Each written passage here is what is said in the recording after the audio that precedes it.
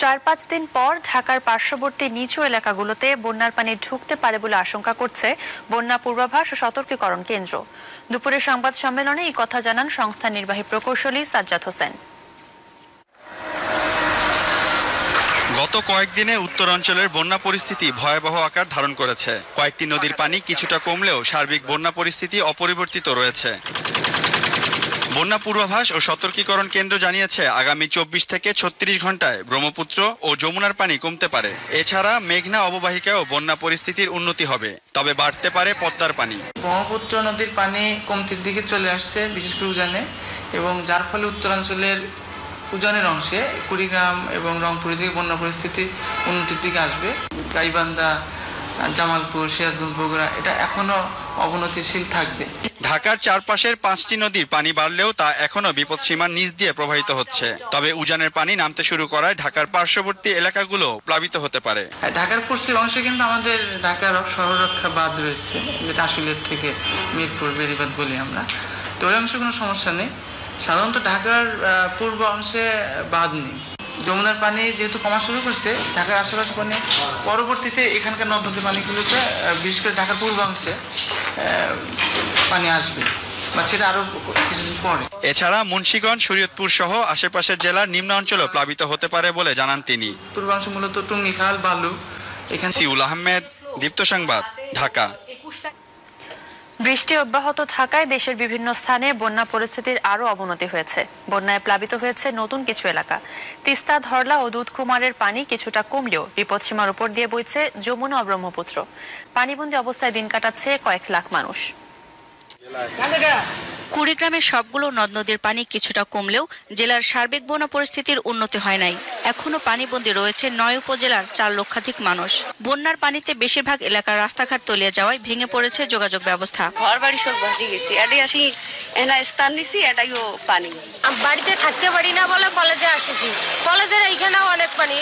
দিনাজপুরে বন্যা পরিস্থিতির কিছুটা উন্নতি হলেও পানিবন্দী রয়েছে হাজারো মানুষ। সড়ক ও রেল যোগাযোগ স্বাভাবিক হয় নাই।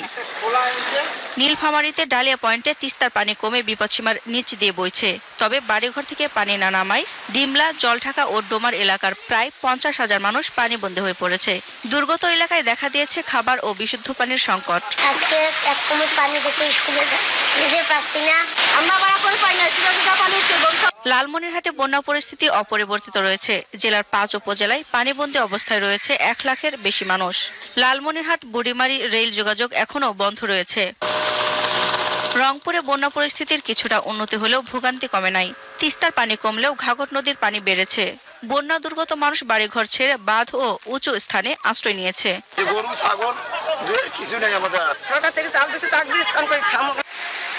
গাইবান্ধার গোবিন্দগঞ্জ, সাঘাটা ও পলাশবাড়ী উপজেলায় বাঁধ ভেঙে নতুন করে ৪৮টি গ্রাম প্লাবিত হয়েছে। ঝুঁকিতে রয়েছে বন্যা নিয়ন্ত্রণ বাঁধের ফুলছড়ি উপজেলার সিংড়িয়া, রতনপুর, কাতলামারী ও গাইবান্ধা পৌর শহরের কোম্পানিপাড়া সহ অন্তত ১০টি পয়েন্ট।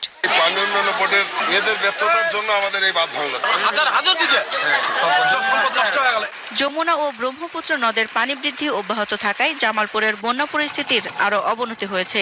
বাহাদুরাবাদ পয়েন্টে যমুনার পানি বিপদসীমার উপর দিয়ে প্রবাহিত হচ্ছে। মাদারগঞ্জ উপজেলার চাঁদপুর নাংলা বেড়েবাঁধ ভেঙে নতুন করে ১৫টি গ্রাম প্লাবিত হয়েছে। বন্যা দুর্গত এলাকায় কাজ করছে ৭৭টি মেডিকেল টিম। টাঙ্গাইলে যমুনা নদীর পানি বিপদসীমার ১৪৬ সেন্টিমিটার উপর দিয়ে প্রবাহিত হচ্ছে। বন্যায় জেলার ৫টি উপজেলার নিম্নাঞ্চল প্লাবিত হয়েছে। এতে জেলার নদী তীরবর্তী এলাকার প্রায় ১ লাখ মানুষ পানিবন্দী হয়ে পড়েছে।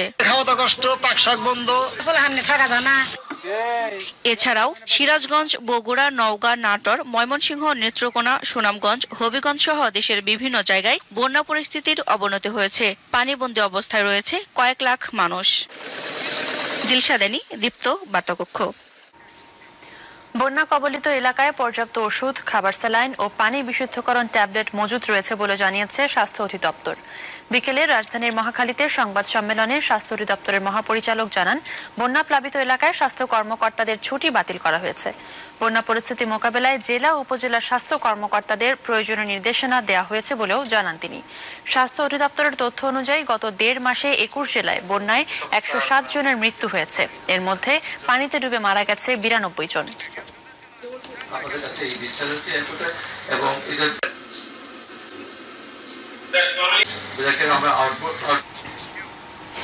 এবছর 15 লাখ মেট্রিক টন চাল আমদানির সিদ্ধান্ত নিয়েছে সরকার। এছাড়া চালের আমদানি শুল্ক আরেক দফা কমিয়ে শতকরা 2 ভাগে নামিয়ে আনা হচ্ছে। সকালে সচিবালয়ে খাদ্য পরিধারণ কমিটির বৈঠক শেষে খাদ্যমন্ত্রী কামরুল ইসলাম এই তথ্য জানান। অন্যদিকে দুর্যোগ ব্যবস্থাপনা ও ত্রাণ মন্ত্রণালয় জানিয়েছে, বন্যায় এ পর্যন্ত 7.5 লাখ পরিবার ক্ষতিগ্রস্ত হয়েছে। আকস্মিক বন্যায় তলিয়ে গেছে দেশের উত্তরাঞ্চলের বেশ কয়েকটি জেলা। ঘরবাড়ি ফসল হারিয়ে বিপাকে পড়েছে মানুষ। সরকারি হিসাবে বন্যায় দেশের 21 জেলায় প্রায় 33 লাখ মানুষ ক্ষতিগ্রস্ত হয়েছে। সকালে সচিবালয়ে দুর্যোগ ব্যবস্থাপনা ও ত্রাণ মন্ত্রণালয়ের ভারপ্রাপ্ত সচিব জানান, বন্যা প্লাবিত এলাকায় 1599টি আশ্রয় কেন্দ্র খোলা হয়েছে। এতে 4 লাখেরও বেশি মানুষ আশ্রয় নিয়েছে। বন্যা মোকাবিলায় সরকারের সব ধরনের প্রস্তুতি রয়েছে বলেও জানান তিনি। প্রতিটা জেলা, উপজেলা এবং ইউনিয়ন দুর্যোগ কমিটি রয়েছে এবং এই কমিটি যে অবস্থায় হোক না কেন আমরা সবকিছু সামলাতে সক্ষম। যারা ত্রাণ পাবেন না তারা নিকটস্থ উপজেলা নির্বাহী অফিসার আছেন, তাদের সাথে আপনারা যোগাযোগ করবেন। বন্যার সময় এবং পরবর্তীতে খাদ্যের চাহিদা মেটাতে করণীয় ঠিক করতে খাদ্য মন্ত্রণালয়ের সভাকক্ষে বৈঠক করে খাদ্য পরিধারণ কমিটি। খাদ্যমন্ত্রীর সভাপতিত্বে বৈঠকে অংশ নেন অর্থমন্ত্রী, বাণিজ্যমন্ত্রী ও কৃষিমন্ত্রী সহ বিভিন্ন মন্ত্রণালয়ের সচিবরা। পরে খাদ্যমন্ত্রী জানান, এবছর ধান চাল সংগ্রহের কাঙ্ক্ষিত লক্ষ্যমাত্রা অর্জন না হওয়ায় চাল আমদানির সিদ্ধান্ত নেওয়া হয়েছে। টার্গেট আমরা ফুলফিল করতে পারি না। 15 লক্ষ মেট্রিক টন চাল এবং 5 লক্ষ মেট্রিক টন গম বিদেশ থেকে আমদানি করার সিদ্ধান্ত গ্রহণ করেছে। ট্যাক্স মাত্র 2% থাকবে। আজকে কালকের মধ্যেই পরিবর্তন জারি হয়ে যাবে। সংকট মোকাবিলায় পর্যাপ্ত খাদ্য মজুত আছে বলেও জানান তিনি। সংকটের কোনো প্রশ্নই ওঠে না। আহাদ হোসেন টুটুল, দীপ্ত সংবাদ, ঢাকা। বন্যায় এবার শস্য উৎপাদন কম হলেও খাদ্য ঘাটতি হবে না বলে জানিয়েছেন অর্থমন্ত্রী আবুল মাল আব্দুল মুহিত। সকালে রাজধানীতে সোনালী ব্যাংকের ঋণ চুক্তি সই অনুষ্ঠানে তিনি এই কথা জানান। এ সময় খেলাপি ঋণের অভিশাপ থেকে বাঁচতে বড় ঋণ গ্রহীতাদের উপর নির্ভরতা কমানোর পরামর্শ দেন বাংলাদেশ ব্যাংকের গভর্নর।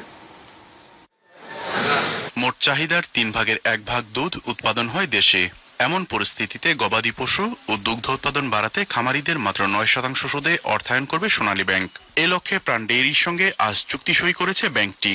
এ সময় বাংলাদেশ ব্যাংক গভর্নর ফজলে কবির বলেন, বড় ঋণ গ্রহীতাদের উপর অতিমাত্রায় নির্ভরতার কারণে সোনালী ব্যাংকের প্রায় 1/3 ঋণই এখন খেলাপি। সোনালী ব্যাংক প্রায় তাদের 1/3 বেশি ঋণ এখন নন পারফর্মিং যাচ্ছে। মূলধন ঘাটতি, প্রভিশন ঘাটতি এগুলো কিন্তু লক্ষ্য করা যায় এবং সেই ক্ষেত্রে আমি মনে করি আজকের এই আয়োজনটি, আজকে যে প্রোডাক্ট নিয়ে সোনালী ব্যাংক এসছে, এটি একটি অত্যন্ত মাইল ফলকের মতো আমি মনে করি। গভর্নরের সঙ্গে একমত অর্থমন্ত্রীও। কৃষিকে দেশের অর্থনীতির অন্যতম ভিত্তি উল্লেখ করে তিনি বলেন, বন্যায় কোনো খাদ্য সংকট হবে না। যে ক্রাইসিসটা সামনে এসেছে এই বন্যার কারণে, সেটা মোকাবেলা করতে আমরা সক্ষম। যে there is no food crisis and there will not be any food crisis। তিনি বলেন, গত 8 বছর টানা অর্থনৈতিক প্রবৃদ্ধি অর্জন করেছে বাংলাদেশ। আগামী 2 বছরেও তার কোনো হেরফের হবে না। মেহেদী হাসান, দীপ্ত সংবাদ, ঢাকা। বিএনপি জামাতকে রাজনৈতিক সুবিধা দিতেই সংবিধানের 16 সংশোধনী বাতিল করা হয়েছে বলে অভিযোগ করেছেন শিল্পমন্ত্রী আমির হোসেন আমু। আর উচ্চ আদালত নানা বিষয়ে স্বপ্রণোদিত রুল দিলেও বঙ্গবন্ধুর খুনিদের বিচার করতে এমন মনোভাব দেখায় নাই বলে মন্তব্য করেছেন স্বাস্থ্যমন্ত্রী মোহাম্মদ নাসিম। জাতির পিতার 42তম শাহাদত বার্ষিকী উপলক্ষে দুপুরে আলোচনা সভার আয়োজন করে বঙ্গবন্ধু শেখ মুজিব মেডিকেল বিশ্ববিদ্যালয়। এতে শিল্পমন্ত্রী আমির হোসেন আমু বলেন, বঙ্গবন্ধুর খুনিদের দোসররা এখনো প্রধানমন্ত্রী শেখ হাসিনার বিরুদ্ধে ষড়যন্ত্র করছে। এই ষড়যন্ত্র প্রতিহত করতে আওয়ামী লীগের নেতাকর্মীদের সজাগ থাকতে হবে। তারা এখনো স্বপ্ন দেখে পাকিস্তানের সাথে লুজ কনফেডারেশন করা যায় কিনা। পাকিস্তান একটি অকার্যকর রাষ্ট্রে পরিণত হয়েছে, সুতরাং বাংলাদেশকে অকার্যকর করা যায় কিনা। আজকে সেই জন্যই এত সব ষড়যন্ত্র, এত সব হত্যাযজ্ঞ চালানো হচ্ছে, হত্যার প্রচেষ্টা চালানো হচ্ছে। কালকে আপনারা লক্ষ্য করেছেন পান্থপথে কি ঘটনা ঘটেছে। আলোচনা সভায় স্বাস্থ্যমন্ত্রী মোহাম্মদ নাসিম বলেন, অতীতে বিচার বিভাগ সামরিক সরকারের আজ্ঞাবাহী হিসেবে কাজ করেছে, আর এখন তারা অতি উৎসাহী হয়ে ইতিহাসের নির্ধারিত বিষয়ে নিজস্ব মতামত দিচ্ছেন। তিনি বলেন, বঙ্গবন্ধুকে খাটো করার অধিকার কারো নাই। বঙ্গবন্ধু খুনিরা বসেছিল, 12টা মেম্বার সেজেছিল, এমনকি বিরোধী দলের নেতা সেজেছিল। সেটা আপনাদের ওই পর্যবেক্ষণ কোথায় ছিল বলেন? ইউনিট আইন জারি করা হয়েছিল সংবিধানে, কোন আদালত তো সুও মোটর রুল জারি করেন নাই। এই হত্যাকাণ্ডের বিচারের জন্য এই আইনটা বাতিল করা উচিত। এদিকে বন্যায় ক্ষতিগ্রস্ত সাধারণ মানুষের পাশে দাঁড়াতে চিকিৎসকদের প্রতি আহ্বান জানান স্বাস্থ্যমন্ত্রী মোহাম্মদ নাসিম। অতিথি উপদ্রুত অঞ্চলে চিকিৎসকরা জরুরি ভিত্তিতে কাজ করবে, দিনরাত পরিশ্রম করবে। বায়েজিদ আহমেদ, দীপ্ত সংবাদ, ঢাকা। বিএনপির জ্যেষ্ঠ যুগ্ম মহাসচিব রুহুল কবির রিজভী বলেছেন, প্রধান বিচারপতিকে পদত্যাগে বাধ্য করা হচ্ছে কিনা তা নিয়ে জনমনের সন্দেহ দেখা দিয়েছে। সকালে নয়াপল্টনের কেন্দ্রীয় কার্যালয়ে বিএনপি চেয়ারপারসন খালেদা জিয়ার জন্মদিন উপলক্ষে দোয়া মাহফিলে তিনি একথা বলেন। রিজভী আরও বলেন, বন্যায় যখন দেশ ভেসে যাচ্ছে তখন আওয়ামী লীগ চাঁদা তুলে শোক পালন করছে। দেশে খাদ্যাভাব দেখা দিয়েছে দাবি করে তিনি অভিযোগ করেন, সরকার বানভাসী মানুষের পাশে নাই।